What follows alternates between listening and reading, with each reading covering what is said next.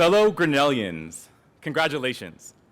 I have a few words for y'all, but before I set in, I want to thank President Harris, the Board of Trustees, Grinnell faculty, and the class of 2022 for bestowing on me this tremendous honor.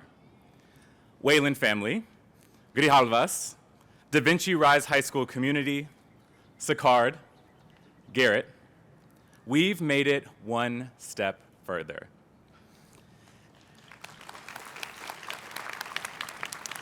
And without your tribal empowerment and love, I would not be here today.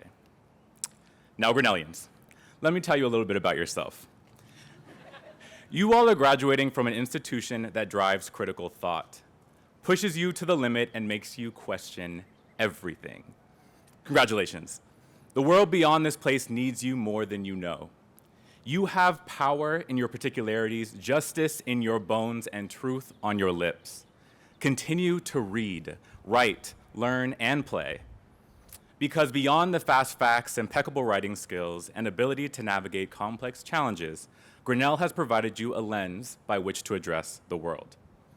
To paint this picture, I'm going to tell you a short story.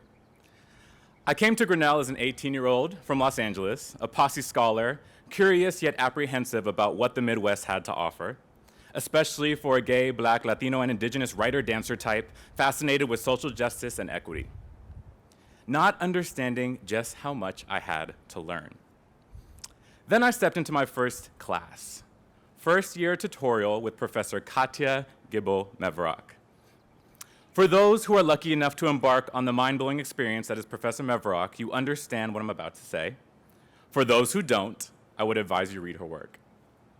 She pushed us to question our biases, interrogate the lens by which we internalized and made judgments about physical features, accents, clothing, postures, mannerisms.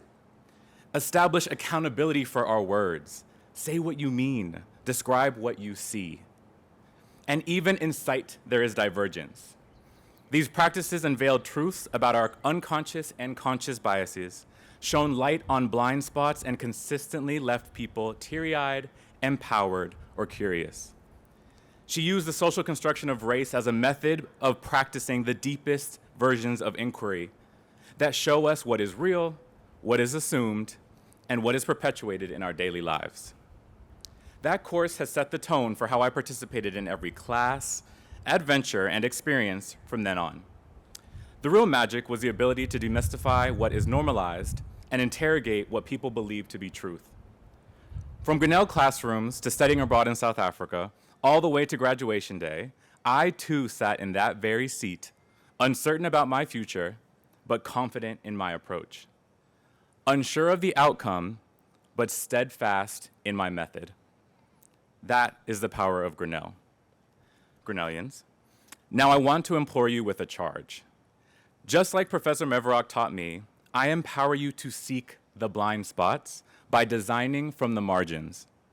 You all are destined for impact. If you can seek out methods by which to right inequities and oppression and use this impact for justice, you can be a champion of greatness. Consistently place down your fork and look around at who is not at the table, who is not in the boardroom, who is not wearing a cap and gown. In reference to the wisdom of Tupac Shakur, seek out the rose that grew from the concrete. What voice, perspective, or need is not being heard? Design for the most at risk. And don't be fooled, you will not be directed to the margins. The margins are uncomfortable.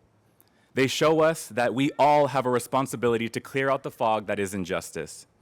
When in doubt, flip the switch of gratitude and remember that you can, you must, and you will. I am confident that this class will go on to impact just about every major industry within our world.